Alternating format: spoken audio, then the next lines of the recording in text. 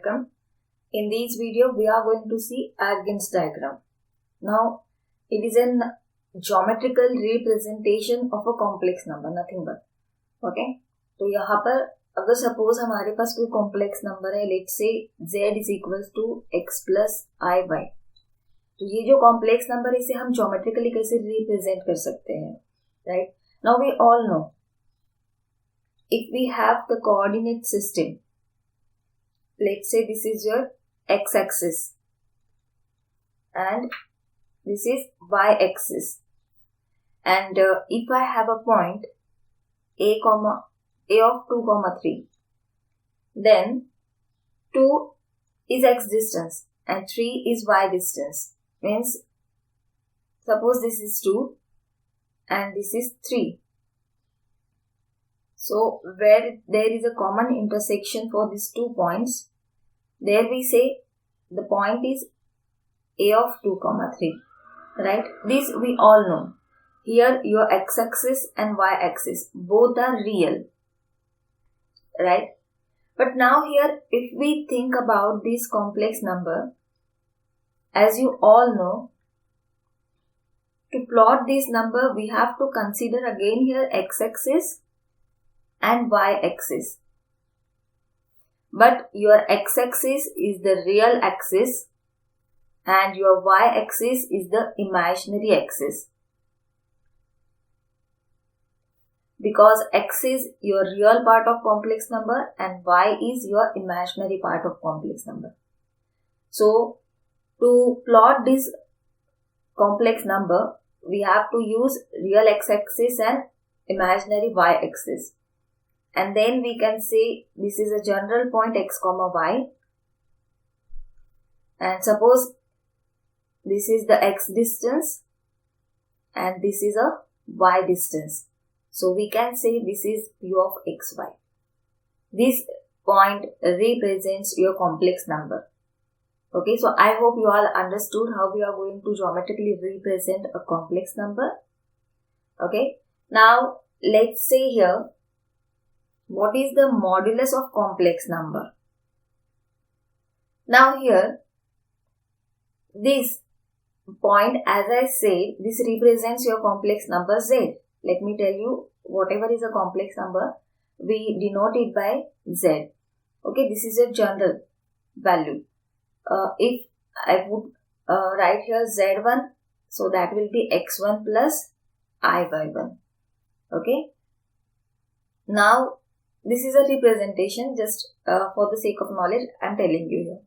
Now see here, as this is your point P, whatever is the distance of that point, let me show you here.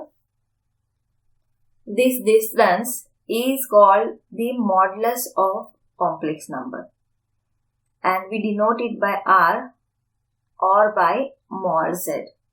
Okay, so I can write here R is equals to mod Z is equals to. Now what is the value for this mod Z?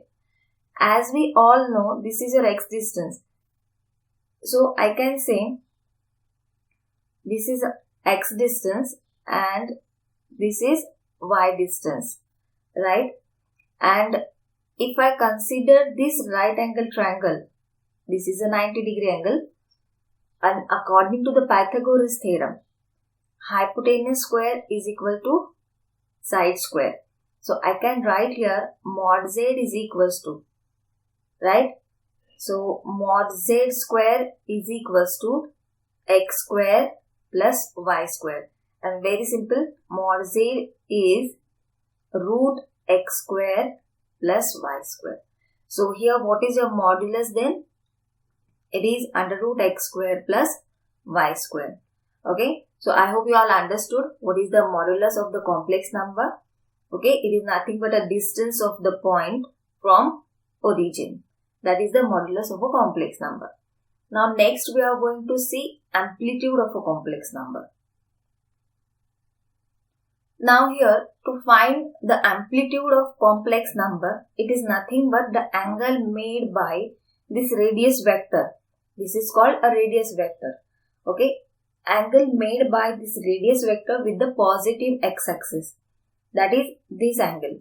this is called the amplitude of complex number. This is again we can say argument. Okay, its another name is argument. So if I want to write amplitude of complex number, your complex number is z, which is given to you. Z is equals to x plus iy. Okay, and also we can write it is argument of z. And as I said, it is an angle made by the radius vector with this axis. Okay, let's draw here this perpendicular line, and as we all know, this is a 90-degree angle. Now if I want to write this angle, okay, so this is your x, this is your y, and if I want to write this angle, so what I can write here? Very simple logic I am going to tell you. For this x, right, this is an adjacent side of angle. So for adjacent side of angle means cos theta, that is x upon r, means adjacent side upon hypotenuse, and sin theta, that is opposite side upon hypotenuse, using this relation. Okay, if I divide these terms, sin theta upon cos theta, that will be equals to sin theta is y upon r, cos theta is x upon r. Your r will get cancelled. So sin theta upon cos theta, that is tan theta, equals to y upon x, and your theta is then tan inverse y upon x. So this is how we are going to write the amplitude or argument of complex number. Okay, so I hope you all understood what is the modulus of complex number and what is the amplitude of complex number. So you have to remember these values. This is the modulus of complex number, always remember, and this is the amplitude of complex number. Okay, now one more thing in this amplitude of complex number I would like to tell you. It is according to quadrant. जैसे यहाँ पर quadrant change होगा, वैसे वैसे यहाँ पर ये values change होती जाएगी. Okay, so if suppose your point is here, then the angle made by this radius vector with positive x-axis is this, and then this will be your theta, right? So if I want to find this theta, as we all know, it is tan inverse y upon x, right? Angle, this one. अगर हम यहाँ पर ये perpendicular consider करें, so let me show you. This is your y and this is your x, और अगर ये angle को हम अल्फा कंसीडर करेंगे तो यहाँ पर अल्फा आपका हो जाएगा tan inverse y upon x, right?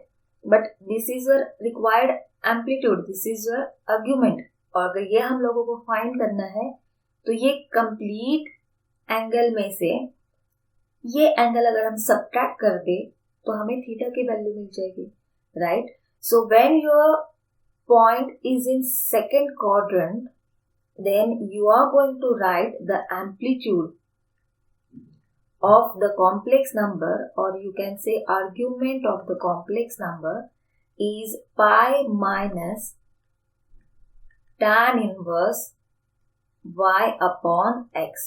But as you see here x is negative, right? So we have to take here modulus, that you have to remember, okay? And this is in second quadrant, okay? But if I want to write for the third quadrant, so suppose here it is your point. So angle made by this radius vector is now this one. And you have to then add this much angle. Let's say this is alpha. अगर हम यहाँ पर perpendicular consider करें तो ये y है और ये यहाँ पर x है. And we can find this. Again it is tan inverse y upon x, right? But now this time your y is negative.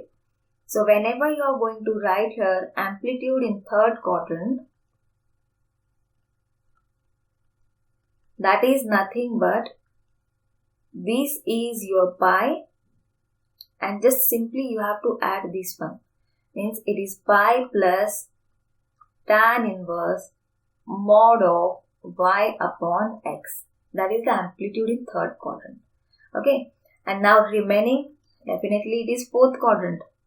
In fourth quadrant, if I want to write the amplitude, or you can say argument of a complex number, let's say this is your point, and according to the definition, your angle made with the positive x-axis this one. So now you will say this is your alpha.